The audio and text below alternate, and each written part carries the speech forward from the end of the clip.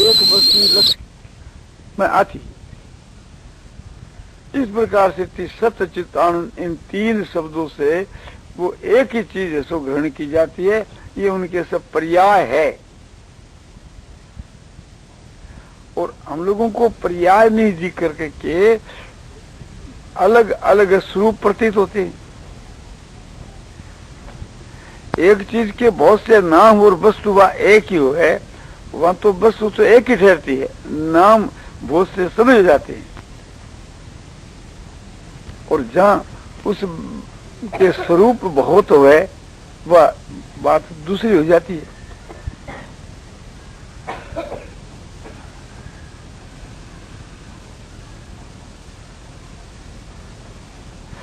तो उसमें कैसे फर्क, क्या फर्क हो जाता है?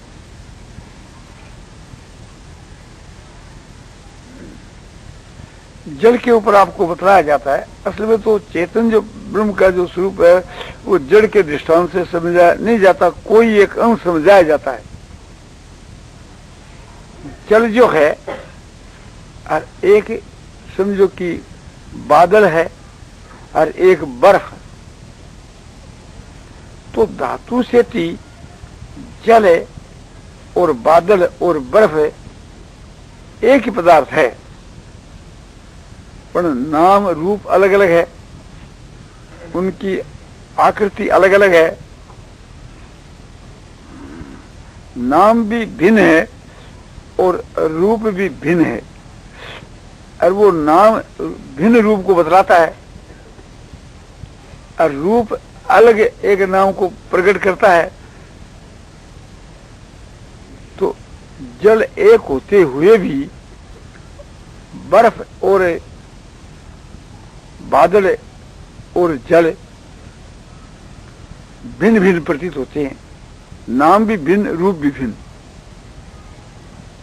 हर एक जल भरा हुआ अपने सामने पड़ा है। एक ने आगे कहा कि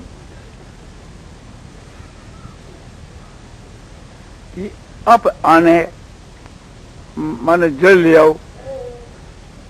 एक ने कहा कि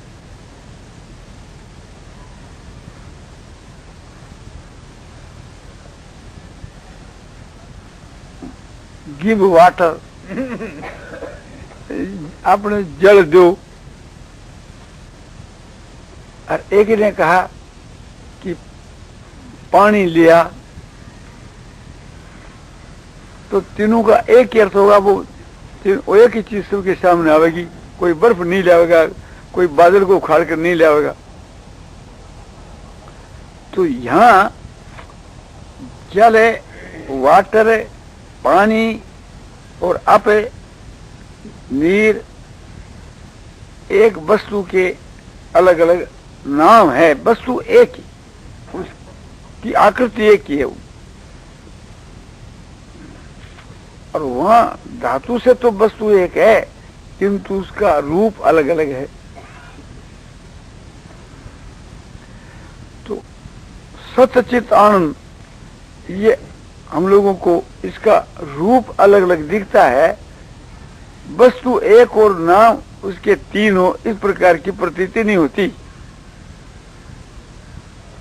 आनंद जो है वो एक बड़ा भारी सुख सा प्रतीत होता है। आनंद जो है वो तो एक बुद्धि के जानने में आने वाला विषय है। और ज्ञान जो है उस आनंद से अलग प्रतीत होता है। चेतनता जो है उससे अलग प्रतीत होती है, सत्ता उससे अलग प्रतीत होती है। उसकी सत्ता, चेतन की सत्ता के वहां फर्क प्रतीत होता है। जड़ की जो सत्ता है उसमें व्यभिचार दोष दिखता है, वो क्षय और वृद्धि को प्राप्त हो है। और चेतन की जो सत्ता है, चेतन जो सत्य है, उसमें ऐसा व्यभिचार दोष नहीं प्रतीत होता। तो इसलिए संसार का जो सुख है, संसार के विषय का जो ज्ञान है और संसार को जो अस्तित्व है, ये तो तीनों माई की है। और साथ के वहां परमात्मा का जो अस्तित्व है, परमात्मा कि जो चेतनता है, परमात्मा जो आनंद स्वरूप है, उससे विलक्षण होते हुए भी ये तीन चीज अलग अलग प्रतीत होती है। सत चित आनंद। आनंद माने सुख विशेष, इतनी उसमें विशेषता है लौकिक सुख में और परमात्मा का स्वरूप जो आनंद है उसमें। परमात्मा का जो स्वरूप जो आनंद है वो तो स्वयं परमात्मा चेतन होने के कारण से वो चिन्मय आनंद है। आनंद होता हुआ भी ये मारो भाव है कि चेतन आनंद है, जड़ नहीं, दूसरे को विषय नहीं है, ऐसा वो आनंद है। और चेतन जो है वो ज्ञाता है, वो दूसरे वो जानने वाला है, वो किसका ज्ञेय नहीं होता, वो किसके जानने में नहीं आता। और सत्य जो है वो ऐसी सत्ता है कि जिसकी सत्ता से सबकी सत्ता है।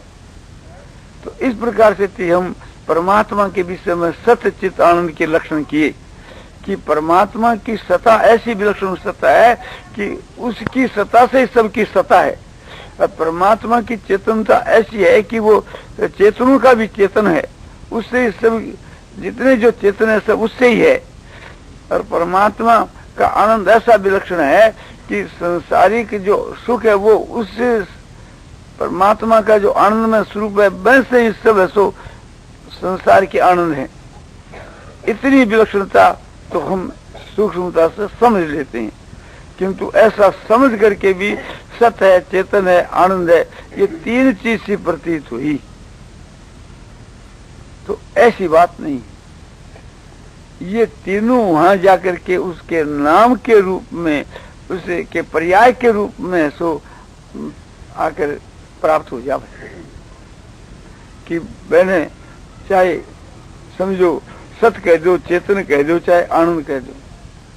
पर्याय जैसे हरेक चीज के बहुत से नाम होते हैं ना। जल का उदाहरण देकर जैसे मैंने आपको बतलाया, एक जल के बहुत से नाम होते हैं, ऐसे एक ईश्वर के बहुत से नाम होते हैं। वो नाम होते हैं।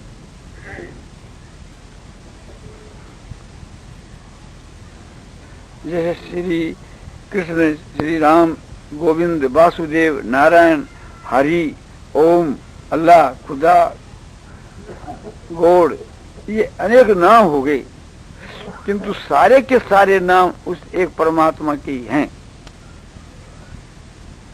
तो इस प्रकार से परमात्मा को समझाने के वास्ते ये तीन ही नहीं और भी उसके लिए शब्दों का प्रयोग किया जाता है कि कैसा परमात्मा है कि वो सम है, अनंत है, पूर्ण है,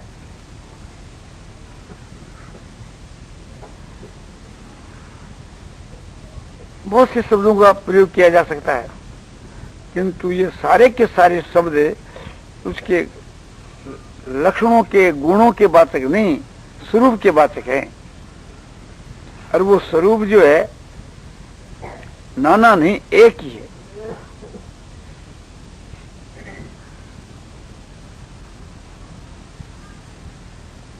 अब वो गुणों की बात आपको बताई जाती है। जैसे क्षमा है, दया है, शांति है, समता है, संतोष है, सरलता है, ज्ञान है, वैराग है, प्रेम है। ये सब किसी में हुए तो उसको हम इनको गुण बोल कर ही कहते हैं ना। तो ये सब जो गुण है,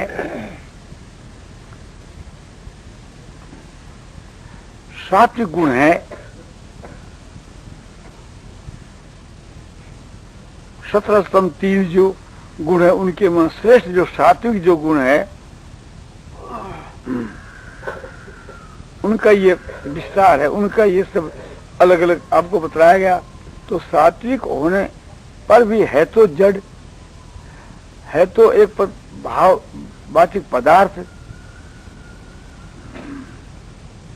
तो इन सब गुणों के साथ में जो उस परमात्मा का संबंध है, इन गुणों का समग्र है।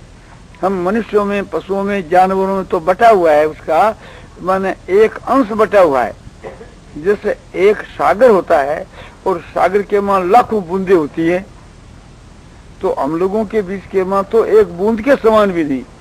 बूंद के बीच के मां भी उसके परमाणु, एक बूंद में लाखों परमाणु होते। तो हम लोगों के बीच में गुणों का जो समूह है, मनुष्यों के बीच के मां अल्प अंतःकरण है।